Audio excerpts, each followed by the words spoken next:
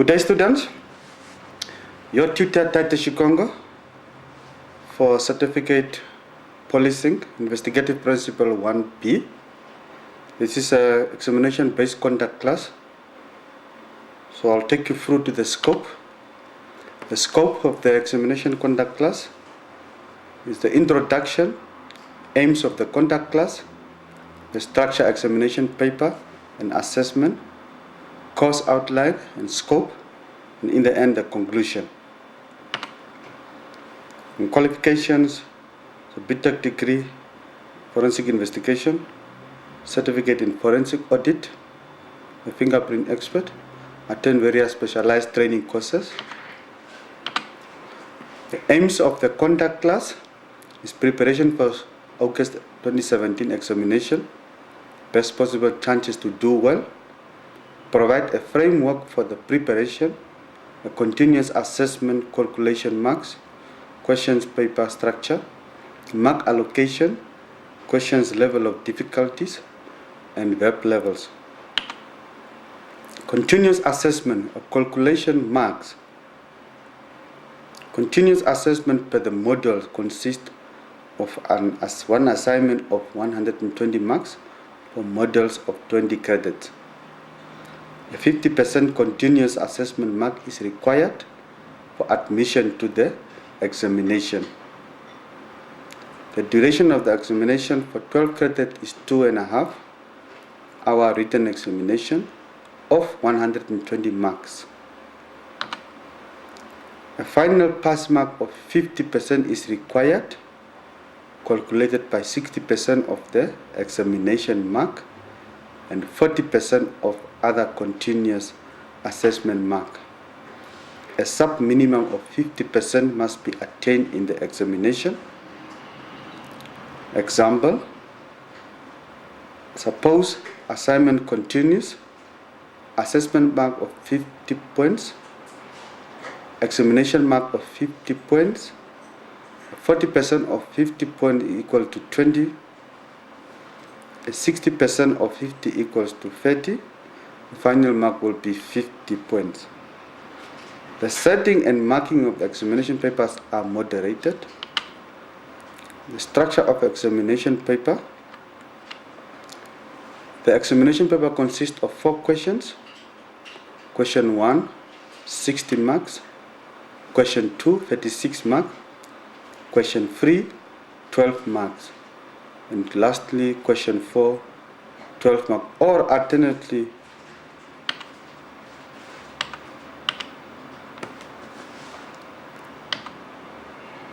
the course guideline and scope.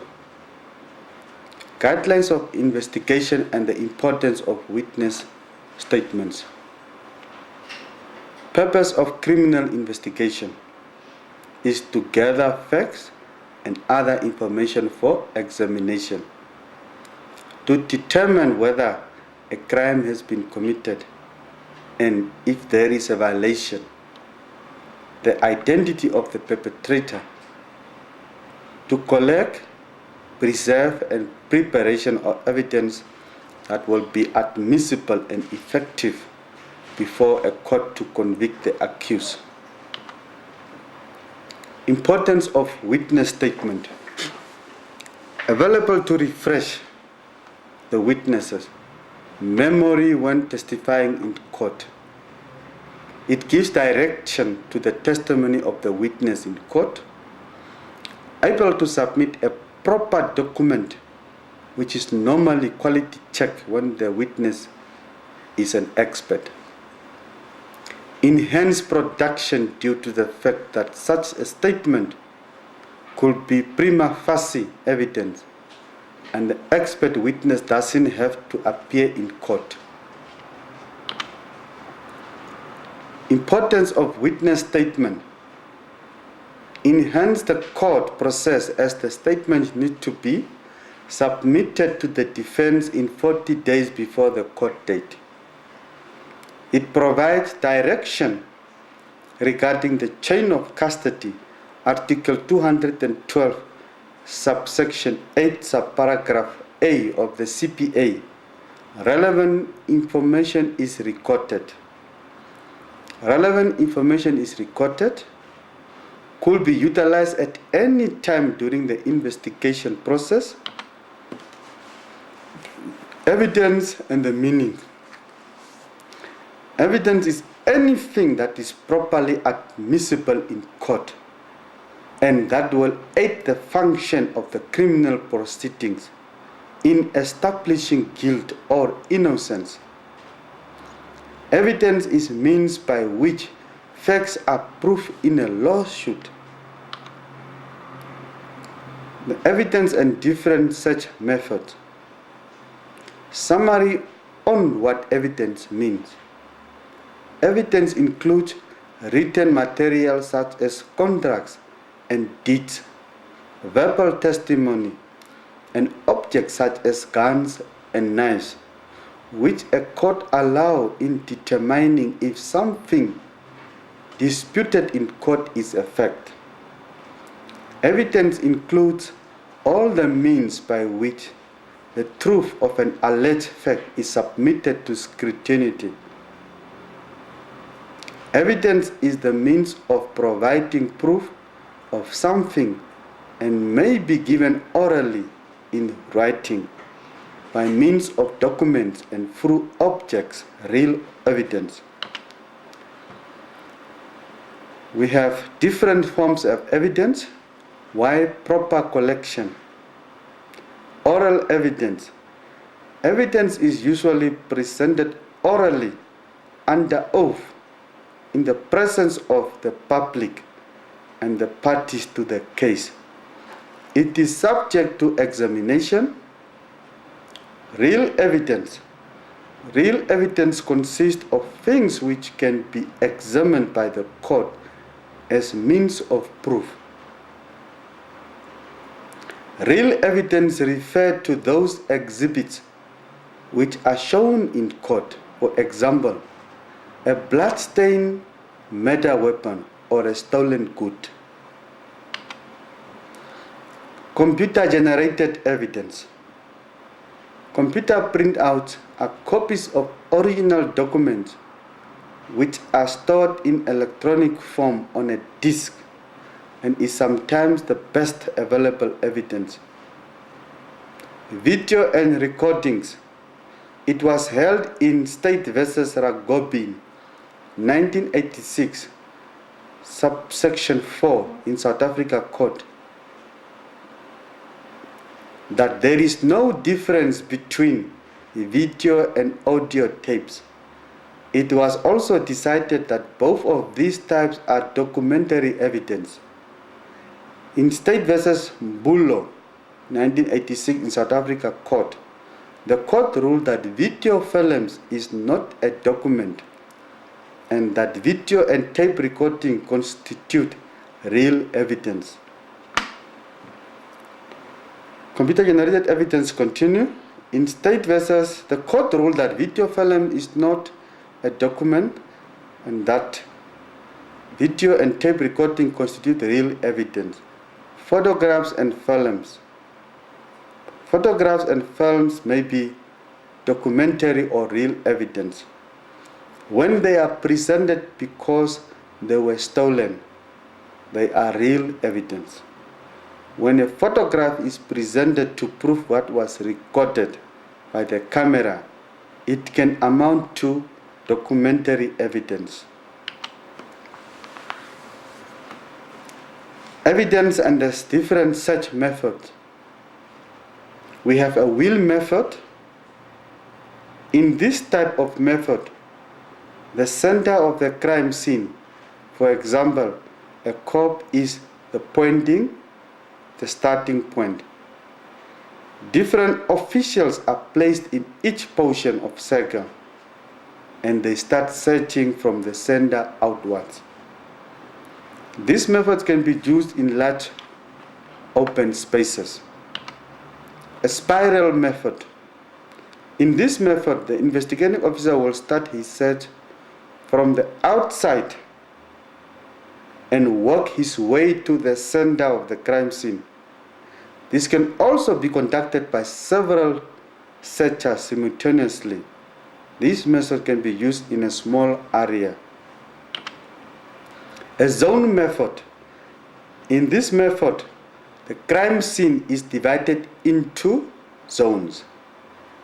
Each zone gets a searcher who will do his own investigation in his zone. After they are finished, they can move to a different block. This method is useful inside houses. A strap method. In this method, the search area is divided into straps, and each strap is searched by an investigator. This can be done by 1 or 2 searchers. This method can be used inside or outside a house. A roster method. This method is the same as the strap method, but differs in that horizontal as well as vertical straps are used to search the area. This method can be used both indoors and outdoors.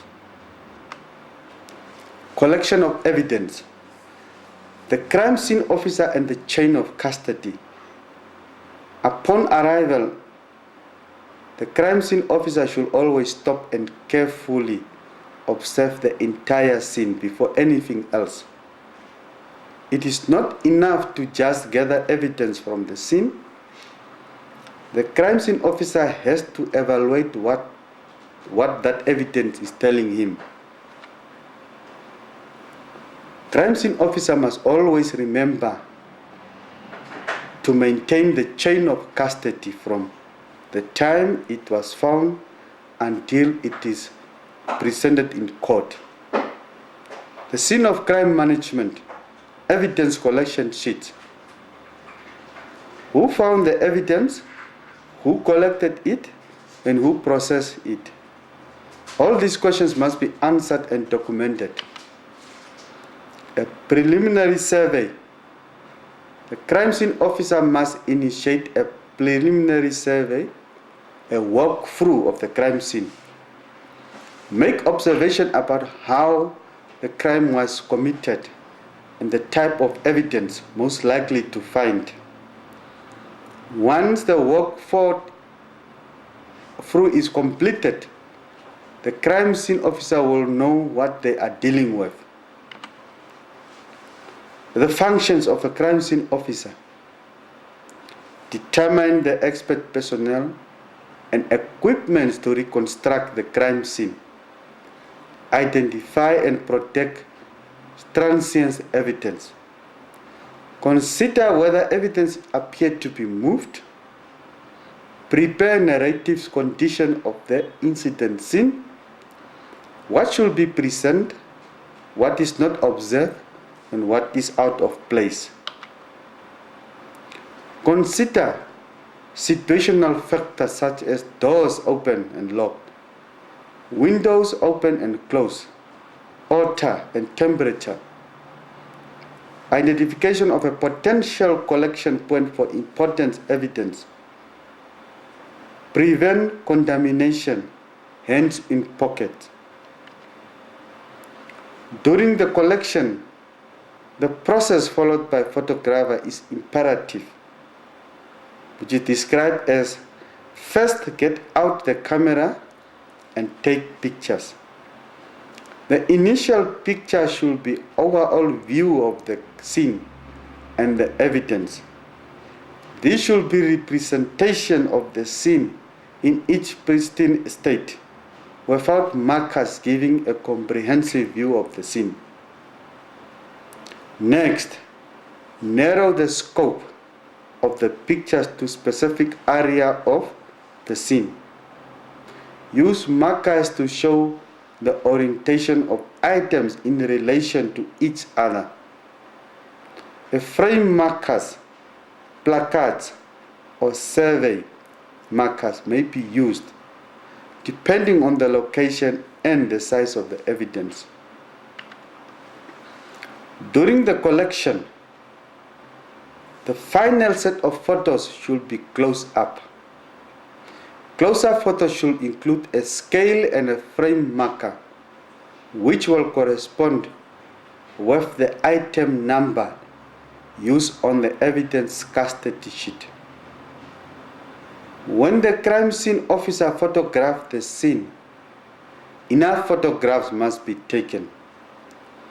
It is unusual to take 200 to 400 photos of a major crime scene, and with each digital cameras there is no reason to take many photos as needed.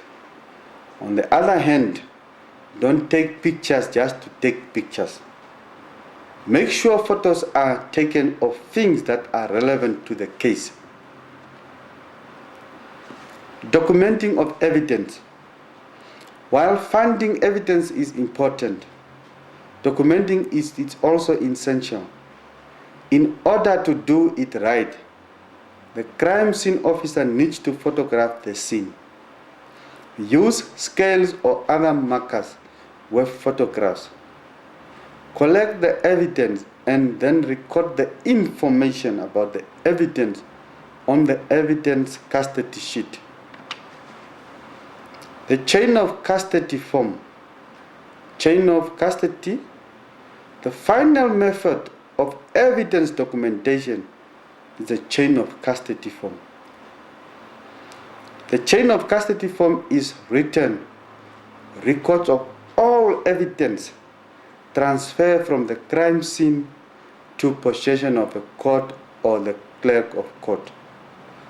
Proper chain of custody thoroughly documents the moment of movement of the evidence, the security of the evidence, who had possession of the evidence, and when the evidence was in a person's possession. The chain of custody form must be accompanied the evidence all the way to its final destination. A copy should be kept at the case folder. Think of the chain of custody as a chain.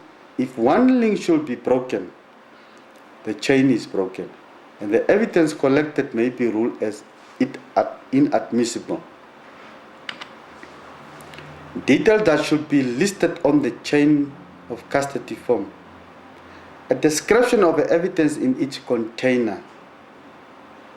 The specific recovery location of the evidence.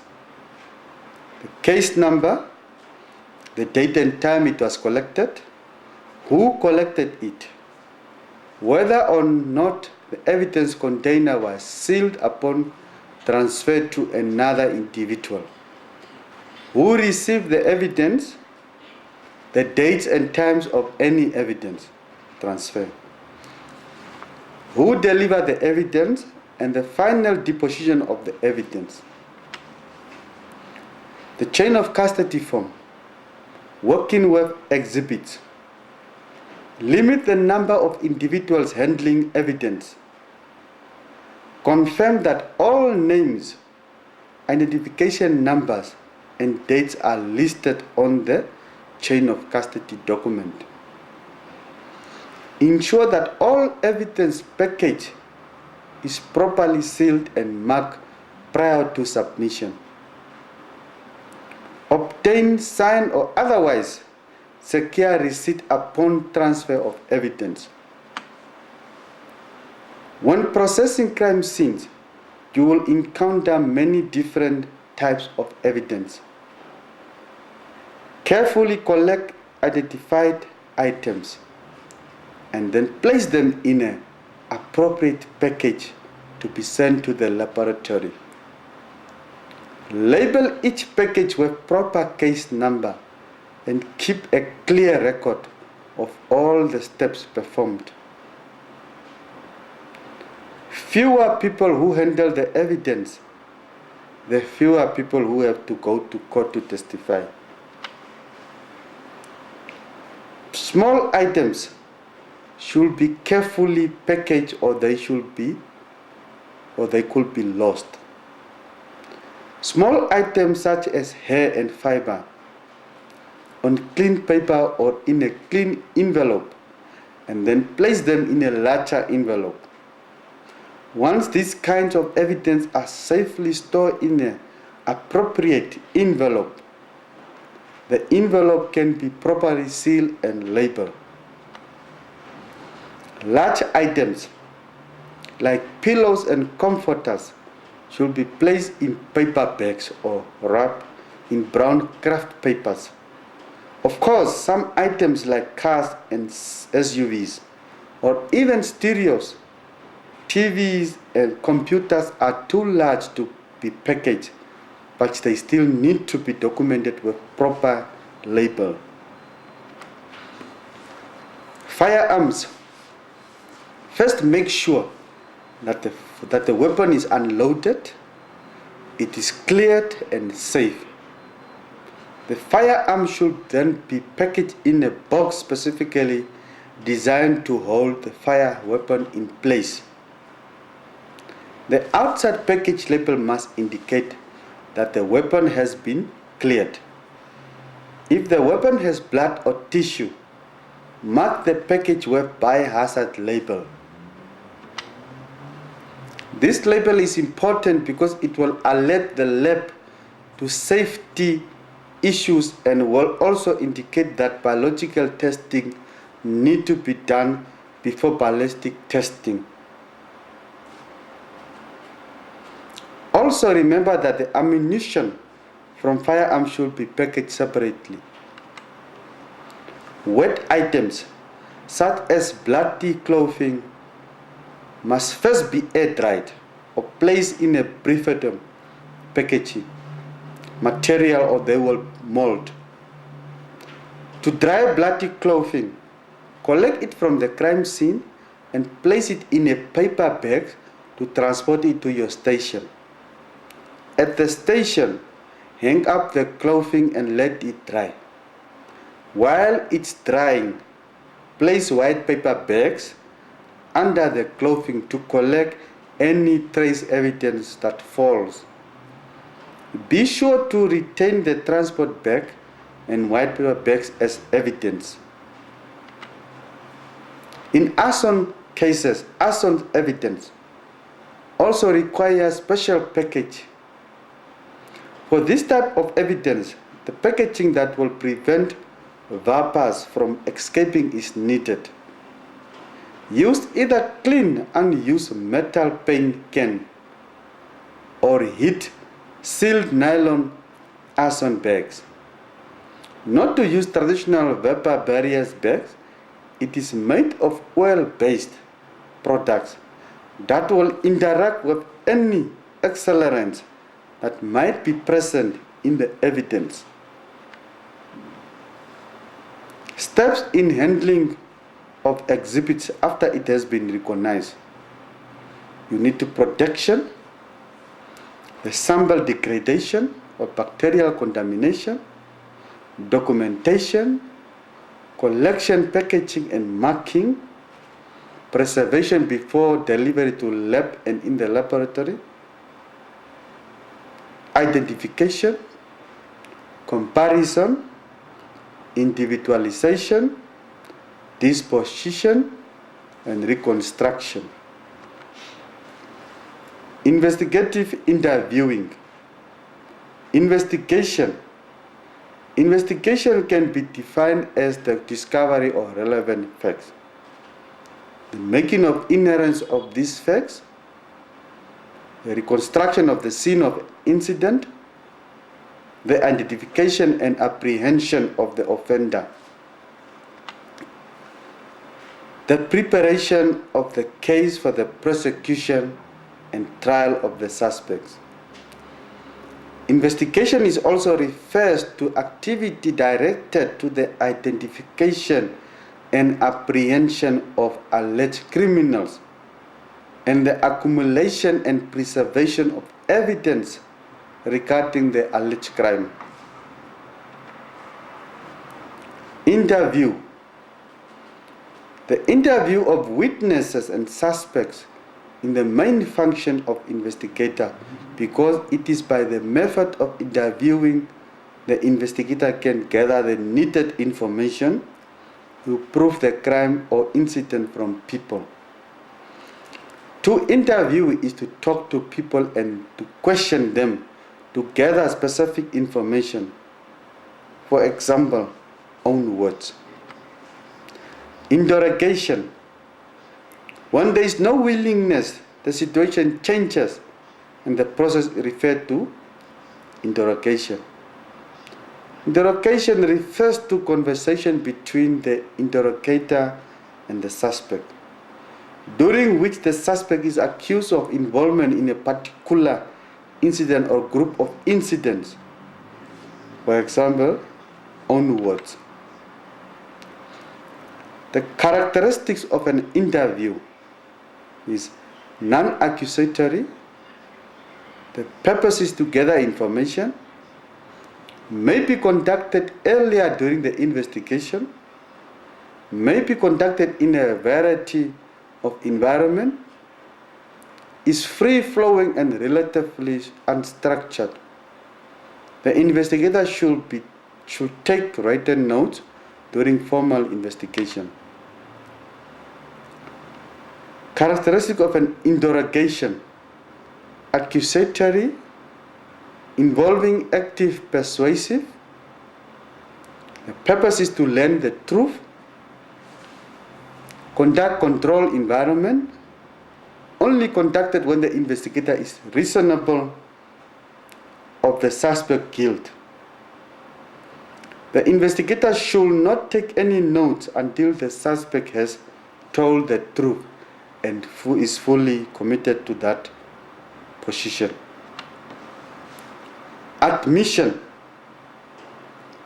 An admission is a statement or action that is inconsistent with the position he or she is currently taking or defending at trial. An admission of any statement or conduct from which guilt of the crime may be inferred, but guilt does not necessarily follow. Some, not all elements admitted. Magistrate, judge enter a plea of not guilty. State prove the elements. Confession. A confession is a statement admitting or acknowledge all the facts necessary for a conviction of a crime at issue. Section 270 of the Criminal Procedure Act 51 of 1997 handles with the admissibility of confession by accused persons. Always try and gather the evidence irrespective of existence of confession or admission. A preparation for an interview. The golden rules for investigator is investigating officer should, whenever possible, follow the dictum. Investigate the interview rather than interview the investigator. This means that the interviewer should be familiar with all the facts of the case and be well prepared before the interview. If the interviewer prepare for the interview in advance, obtain all necessary information, communication with the interview will be in his or her favor. With information gathered as a result of proper preparation of the interviewer should be able to visualize in his or her mind an eye-accurate picture of what happened. The objectives interviewing: identification of the crime, incident committed, gathering of evidence to prove the crime under investigation, individualization the crime, arrest the suspect, retrieving stolen property. The interview techniques: the cognitive interview technique, report everything. The victim or witness is informed not to omit any details, no matter how small. The interviewer explained that every minor piece of information may be important to the investigation. The mental reinstatement of content. The interviewer begins by asking the witnesses to reconstruct how the incident began, and the circumstances surrounding it, the interviewer instructs the witness to think about what the environment looked like, from weather to lighting to the cleanliness of the room. The recalling of events in a variety of different orders. The interviewer may instruct the eyewitnesses to start from the middle or end and move either forward or backwards through the story at a number of different points. The change perspective technique.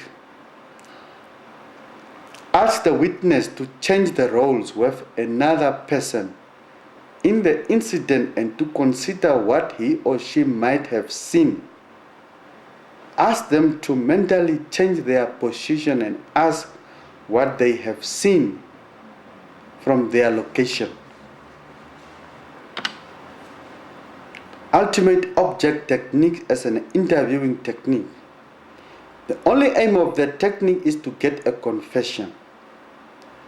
The techniques require patience from the interviewer and the ability to repeat the same questions over and over. The aim of the technique is to send a message to the suspect that only the truth will be satisfy the interviewer. This technique is normally works with emotional and sensitive persons. Questions that will assist the investigator as the interviewer when he prepares to obtain information on a victim. Did the victim know the perpetrator? If so, what is the relationship between them? Does the victim suspect any person and why? Has the victim previously been involved in crime, or has he or she been reporting crimes in the past? Did the victim have a weapon? Does the victim have an aggressive personality? What is the license number and description of the victim's car? Was the victim mistakenly for someone else? The importance of investigators' knowledge of the crime scene and circumstances surrounding the crime committed. It is important to gather the following information if the victims are companies or institutions. Find out about their attitude and practice towards their employees and the public. What is the company financial status? Is there insurance against losses, and etc.? Any practice that could make the organization an object for criminals. It is important for the investigator to know and understand as far as possible in the relationship to the crime, how, when, where, why, and who, at what specific crime was committed. This will enable him to formulate the right questions to prove or disprove the commission of the crime and accordingly link or eliminate suspects. In conclusion, framework of exam, investigation requires that you know and understand all concepts and techniques. One fact, one mark. Mark allocation.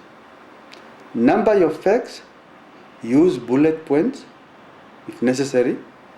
Avoid dumping irrelevant facts simultaneously. Marker searching for the correct answer. Follow the instructions closely. Use your best handwriting. Wish you all the best with your preparation for the exam. My cell phone number 081-2488-499. My email address taiteshikongo@yahoo.com.